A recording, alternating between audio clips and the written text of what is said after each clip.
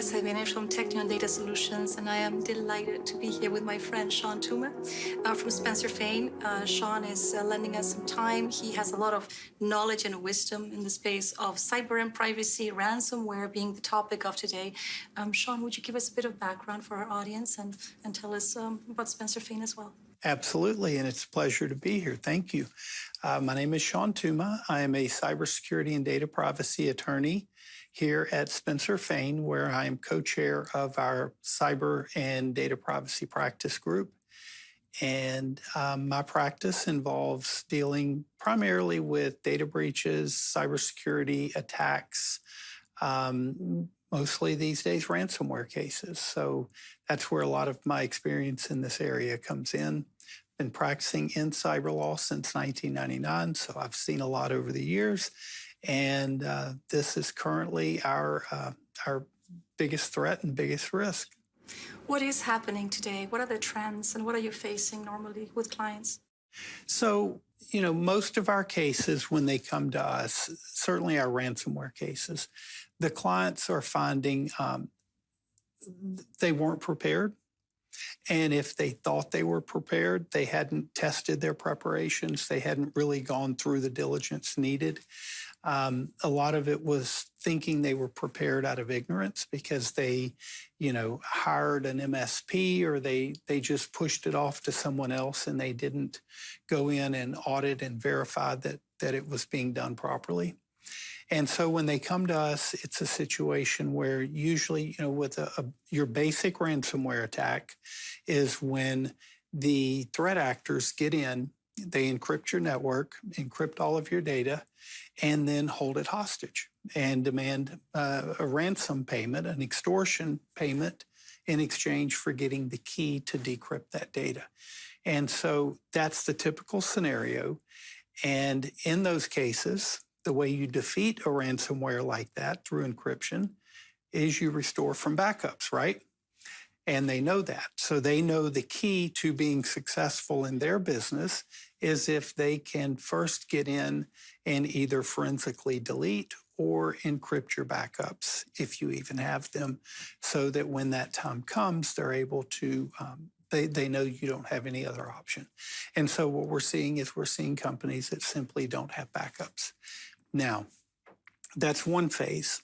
The next trend we've seen over the last 2 years has been the second layer of extortion, which is where they get in before they reveal themselves with the encryption, they steal your data. And so they steal the data, then they launch the encryption, and then they threaten you to publish the data if you don't pay them as well. So now they have 2 layers of extortion, right? And then the next step we've seen really over the last couple of months is when it started happening the most, is when they've stolen the data and instead of threatening to publish it on their shame sites, which whatever they have, they start calling key data subjects or companies whose data has been stolen and telling them, hey, by the way, we've stolen this data from this company you trusted, and they won't pay to get it back or to keep us from publishing it. So now we're seeing those kind of calls get made, and we're even seeing threats and calls to regulators, if you can imagine that. Now, I don't know how the regulators are going to play into this, if they're going to be like, oh, thank you for the call, right? But so it's constantly evolving. Some individuals or organizations might be thinking this is complex, expensive, and yet we know that there are some very basic measures that can be taken that are often bypassed. Would you mind walking us through a few of those? Sure. So to take all this complexity and simplify it down in the simplest way I can, when we're talking about cybersecurity, we're talking about 2 basic things: protecting networks and protecting data. And so the protection of network part aside, because by the time you've got a ransomware attack, for it to be successful, it means they've gotten in. So you're no longer protecting your network, but are you protecting your data, right? The key to defeating those extortion leverage points that I just talked about can be very simple. One, if you have backups of your data that are stored offline or separate from your network, that are segmented from your network, then you can restore your data when it is encrypted and not be subject to that leverage point of having to pay to get it decrypted. So that's one aspect. The second aspect is if your data was encrypted when they stole it, then it's meaningless. It's of no value. And you can then remove that second layer of extortion from it, right? Now, that's easy for me to say as the lawyer sitting here, right? Saying, oh, it's simple, just backups and encryption. But we have to start somewhere. So if we can do that, we would remove the leverage points that these extortionists have. Now, the other thing is we see very common patterns of where these attacks happen in an organization. And, you know, the couple of things I'll list off that we see over and over, poor passwords. So people having poor passwords, many times with escalated privileges in the environment that could have easily been stopped with a better password protection policy, you know, or password management, and then using multi-factor authentication. Using multi-factor authentication virtually eliminates most of these password attacks. The second layer is phishing. Phishing is still one of the most common ways the bad guys get into our environments. And when we see a new case come in, it's a pretty decent chance there's going to be some phishing involved somewhere along the way. That's something that can be minimized with technological solutions and training of the workforce. Training is very, very good at reducing phishing, educating people to learn how to spot this. And then the other thing we see so much of is, especially with small to mid-sized businesses, remote desktop access. 40+% of the ransomware cases we see come from remote desktop access being exploited in the environment. You know, you mentioned these patterns and you talked about some key things that need to be done in the enterprise. And I can't help but think, especially at Technion, we focus on data so much. So it makes me think that the whole ecosystem of digital risk, if you will, is not often leveraged, that we have parties acting separately. Maybe the disaster recovery and business continuity folks are not necessarily entrenched with the cybersecurity folks or with risk as a whole or with data governance. What have you seen in terms of that cohesiveness or lack thereof when you arrive at a site and there has been ransomware? Usually it's the lack thereof, because there's a lack of understanding of the team aspect.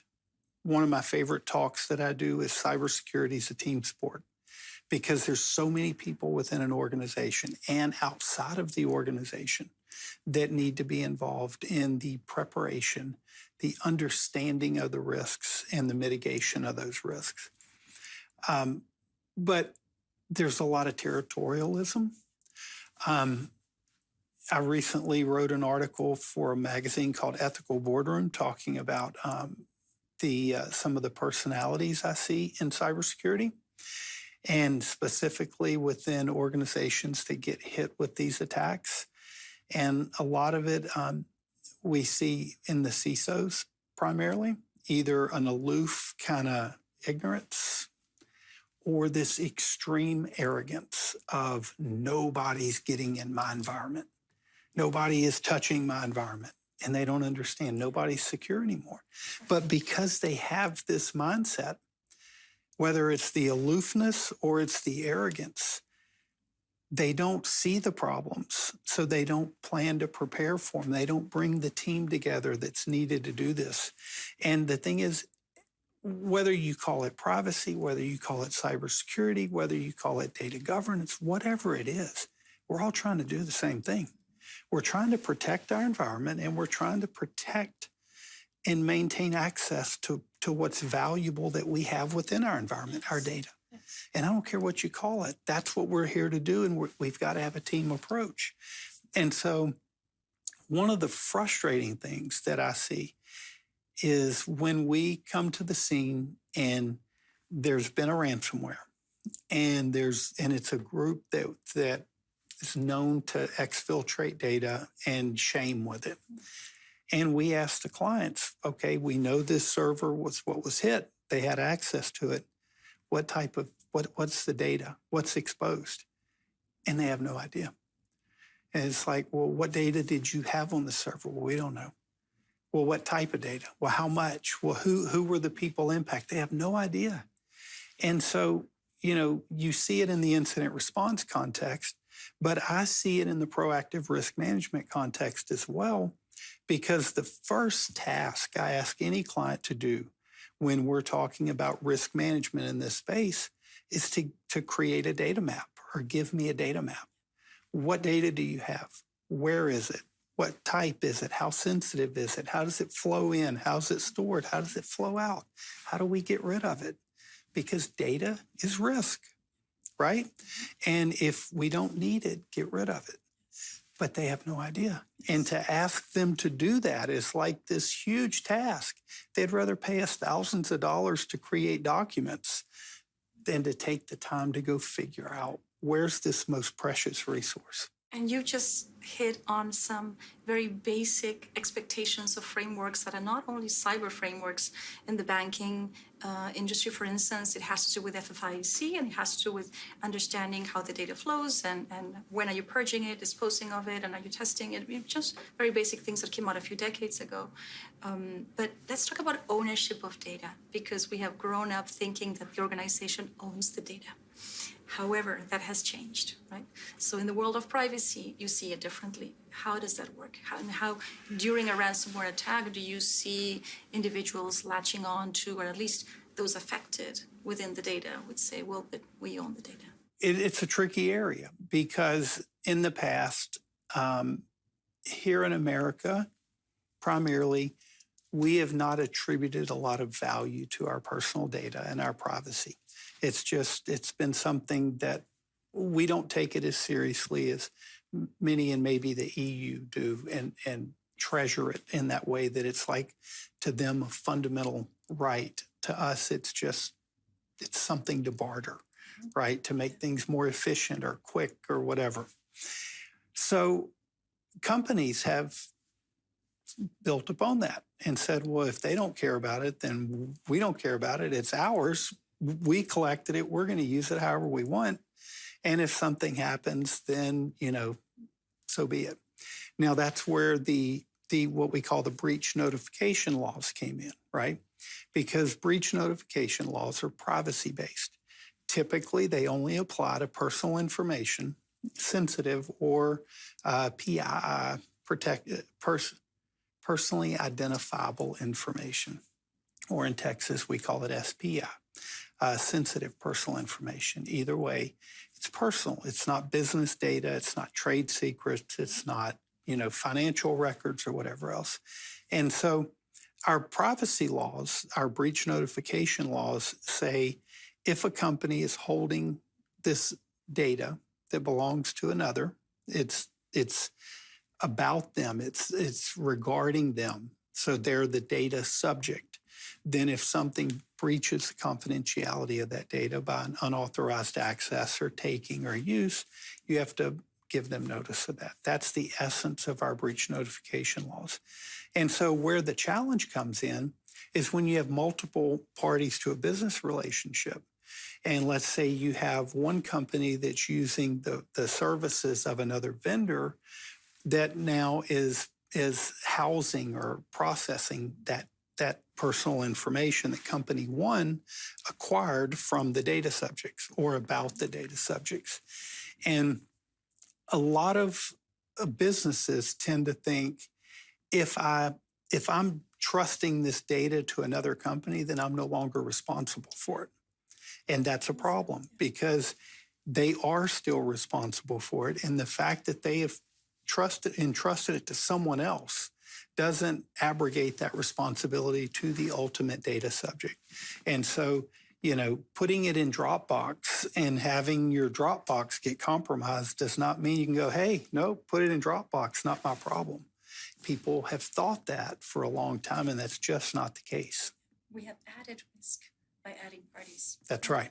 We do, because the best, most mature way of looking at this under the U.S. framework is to look at our HIPAA laws and look at how the concept of a covered entity and the business associates that go downstream from that covered entity.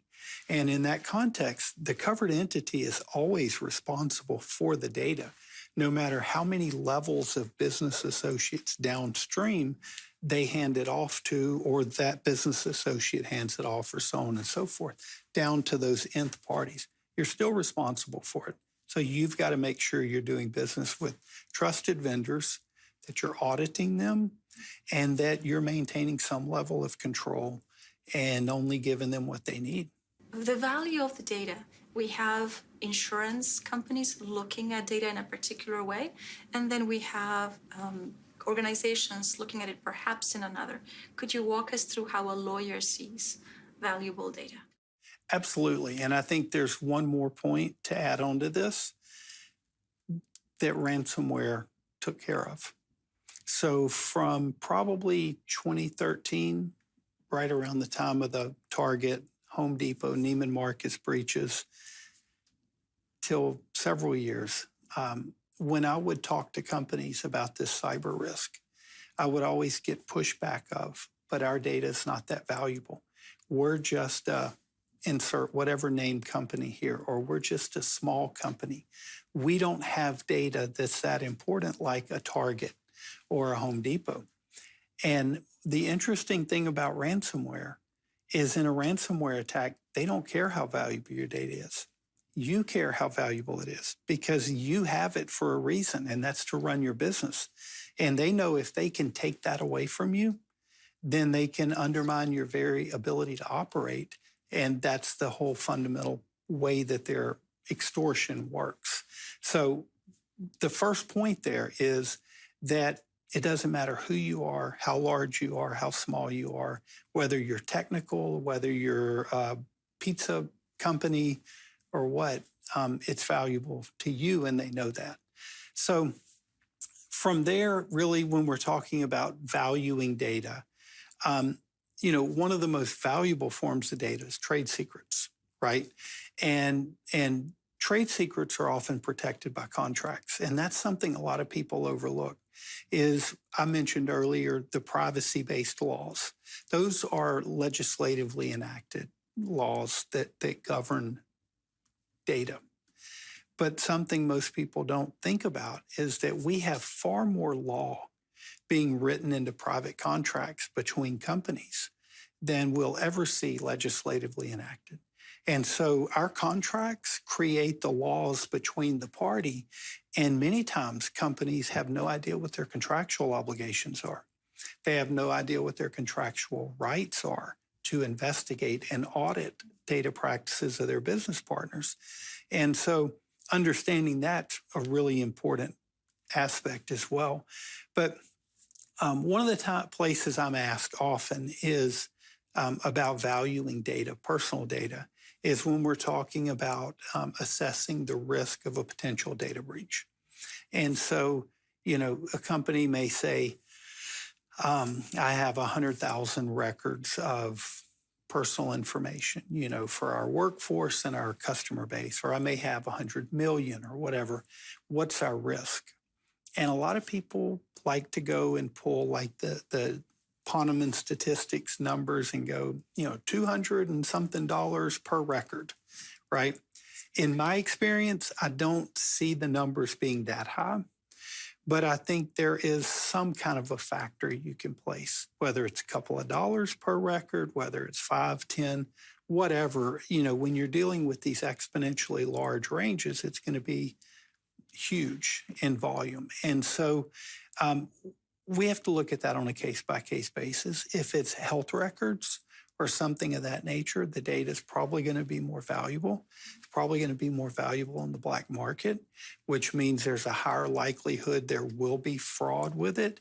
If it's credit card numbers these days, it might have very little value because the credit cards will get canceled and reissued, and and so there's just, it's something you've got to dig in on and look at in each case. But you know, the value of the data impacted is only one factor when you're looking at the cost of a breach or the cost of a cyber attack, because you have your forensics costs, which are very expensive. Believe it or not, we don't work for free. So you have legal costs. Right. And then if we are talking about personal information, you have your notification costs. Now, most notification frameworks here in the US require mailing a letter to each individual.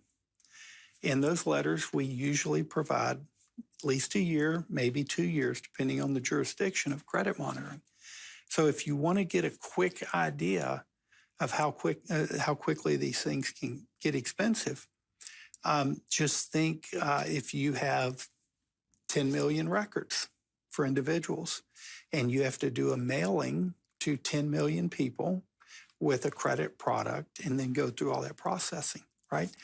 10 million small in today's world. The way we gobble up and hold on to data, I mean, 100 million records. What we just saw a cell phone provider this week get breached, and I forget the number, but it was, I think, close to 500,000. I mean, no, 500 million or something. I mean, it was very large. Just do the math there. It's huge, right? And so when we're looking at these costs, it's easy to see how quickly they get so catastrophically expensive. Back to the value of the data as well as the ransomware trends. Are you finding any sophistication in terms of what systems they attack based on the type of data, or is more about bringing the operation to the knees regardless of how valuable that data is outside of the enterprise? The bulk of the value of a ransomware attack is still the encryption. We had one recently that was in the hospitality industry, and we knew they stole some data. We didn't know how much. They had screenshots of data, and they posted some on their shame site. Okay, so we knew they had something, and we knew it was personal in nature, and they had gone through what they stole and carefully plucked out particularly sensitive, like some credit card numbers. They plucked out some very personally embarrassing things from some of the executives that they shouldn't have had in there on the company network at all from the beginning, right? And so it created a very high sense of urgency.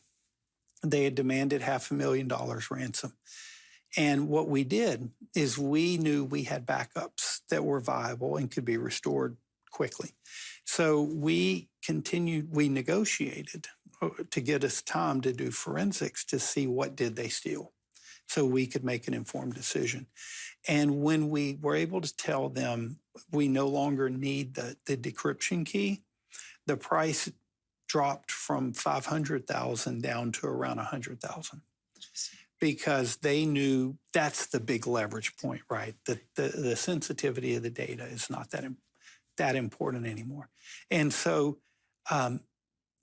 in this particular case, we did forensics. We found out through pretty reliable information that they only had stolen a small amount of information, and they captured some screenshots to make it look like they had more than they really had. And so that helped us to negotiate further and deal with them. But in some cases, when they know they have something particularly sensitive and particularly important, like a customer database, with all the, sensitive data points in there about individuals, then they're going to demand a higher price. And then there's one other factor here. I'm a huge believer in cyber insurance.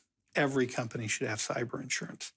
The amount of data you have, the type of data, all of that goes into how much coverage you need for the reasons we talked about. But one of the things they're doing now is the bad guys are getting in and looking for insurance policies in your network. They're looking for your financial statements. They're looking for anything they can find to help inform them how much the company's capable of paying. And then they base their demands on that when they can find it. Fascinating. It is. I mean, we still have in our mind this notion that these hackers are living in a tent on the side of a mountain somewhere. These are sophisticated business operations. They have a distributor, affiliate marketing type model set up.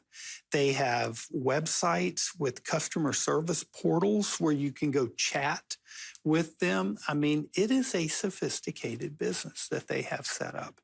And they're going to do everything they can to try to maximize their profits. You brought up insurance companies. What do they like to see, or maybe not like so much if the client has done all the right things, but what would you say is a pattern of good behavior based on the policy that they've taken out, that it isn't expensive for the client to do, but they've checked off really all those marks well and they're eligible quickly for the claim? Yeah, so I'm of the view that the data that insurance companies have is probably the most reliable data on where real cyber attacks and losses are coming from, because of the insight they have into so many more events like this than maybe our law enforcement or many of our vendors or whatnot in the industry. So I'm a big believer in relying on what they're saying or where the losses are coming from. And over the last 2 years, the insurance industry has taken a huge hit on ransomware payments, and it has caused what they're calling a hardening of the market. So 2-3 years ago, you could go get coverage with one sheet of paper and filling out 3 or 4 questions, right? Now you're going through an entire underwriting audit nearly. And for some companies, depending on the more coverage you're trying to get, the more intensive the audit's going to be, or the underwriting is going to be. But since really about March or April of 2021, we have seen them start coming out with essentially a list of things that if you don't have them, or if you're doing these things, you're not going to get coverage, period. And so the top of that list is multi-factor authentication. They are demanding that companies have multi-factor authentication in place on sensitive accounts within the environment, because they see how many losses are coming about because of those. RDP access. They are demanding that you do not have RDP, and that if you're using a VPN, that it maybe be a reputable VPN with multi-factor protecting, the access to it. They're looking at your patch management. They're looking at password policies, because it's where we see so many of these cases come from. And one of the most interesting things that I'm seeing now, and we're going to see more of, is what we're calling this InsurTech, the blending of insurance companies and technology companies, where the insurance carriers are saying, okay, great, you represented to us in underwriting that you don't have RDP, remote desktop protocol, active in your environment. Well, we just ran a scan and somebody turned it on. Go turn it off. Where it's real-time monitoring of the security of their environment. And so, these insurance companies, they want you to be more secure, because that lowers their likelihood of having to pay out money, which improves their profitability, which is what they're there for. That's right. And so they're trying everything they can to improve security. And it's something that I think is important to understand, because for years people have been criticizing the cyber insurance market of saying it's bad for security, because it's encouraging companies to spend money on insurance instead of security. Well, what we're learning now is you don't get insurance without having that security. So it's not an either-or situation. And I encourage every company out there to get a good broker and get an appropriate policy for your risks. And there are over, I think, 150 different carriers now. And so their policies are vastly different in many ways. And that's why you need to truly understand your risk as a business through your own risk assessment before you can get the right coverage to fit those risks. So do you see the insurance companies placing more emphasis on the tools, the process, on the people, or do you see a more balanced approach? I think it's pretty balanced. they're definitely, it's a very mature process. It's very impressive to see how mature their understanding of cyber risk is. And you see that they know it takes a holistic approach. They're wanting to see appropriate tools in place, and they give good credit for good behavior when there are, but they are really looking for controls, I think, first and foremost, and they're looking at the culture of the environment. They're looking to see how serious does the company really take security? Are they educating their workforce? Are they testing their workforce? Is it not a one-time check the box thing, but an ongoing type of basis? These are very important to these carriers. So Sean, data folks are very passionate about data. And they don't always have rich dialogues with cybersecurity or privacy. Or what have you heard from those groups as you deal with the clients? That's a really interesting question, because I can easily stereotype the two sides into very clear groups. And they're both very passionate about what they do. And it's interesting because, I love the old saying that, and how does it go? And I know you know this, that you can have cybersecurity without privacy, but you can't have privacy without cybersecurity or without security in general, because you're not protecting the information that's in that sensitive nature. And so I think the data people are very informed on the risks, and I think they take a much more personal approach to the need to protect the individual whose information is subject, the data subjects. I think the security-minded folks are more thinking of the organization as a whole, which is probably how it should be, because that's where their job is, right? So you need both. But one of the things I see the data-driven people focus on a lot is usage of data, how it's being used. There's a growing ethical trend, if you will, where people informed in this area are no longer just following along with the mindset of, well, if we have it, we can use it however we want. And if it doesn't hurt them, so what? There is a real strong growth in that ethical view of understanding that we are talking about something very intimate about a person, that once it's gone, once privacy is burst, you don't get it back. It's like a balloon. Once you burst that privacy, you can't undo it. For example, in a data breach, when someone steals Social Security numbers for individuals, there's very little you can do to fix that. Once it happens, it happens. Now, you can get credit monitoring, you can freeze your accounts, your credit, you can monitor, but you can't get them back what was taken from them. And that's a very harsh reality many times. And so I think we're evolving in a lot of ways with this. And one of the areas we're seeing kind of grow out of it is insider misuse, where insiders are stealing data, they're using it for inappropriate purposes, and that emphasizes the needs for controlling how your data is used, not just as a threat from outsiders, but from inappropriate use by insiders, and through your data governance, your data classification, maybe things of that nature, of ensuring that if someone doesn't have a need to access the health history of someone, well, they shouldn't have access. You wouldn't believe some of the cases I've gotten from healthcare providers in some of the more rural areas of Texas, where, a girlfriend of a husband is working as the receptionist at a medical facility, and the wife is being treated there, and the girlfriend snooping through her records. Just all kind of stuff like that. And the truth is, these people have no right or need to have access to it.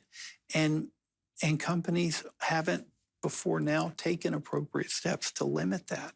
And so from an internal standpoint, we have an obligation as companies to limit the damage that can be done or the misuse or inappropriate access and things like that.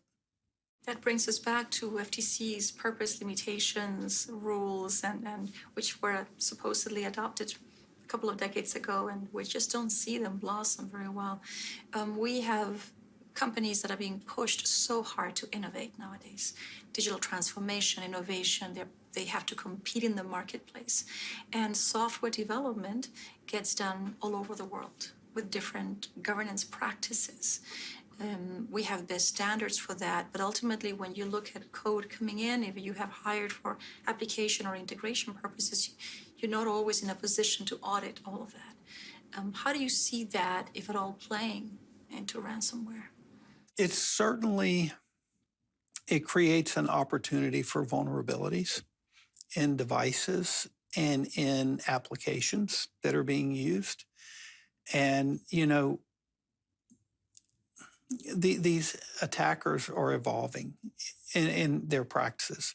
I mean, I mentioned I got into cyber with Y2K. Y2K was a problem. It was a coding error, programming error that could be fixed with code. Cybercrime is not that. It's war.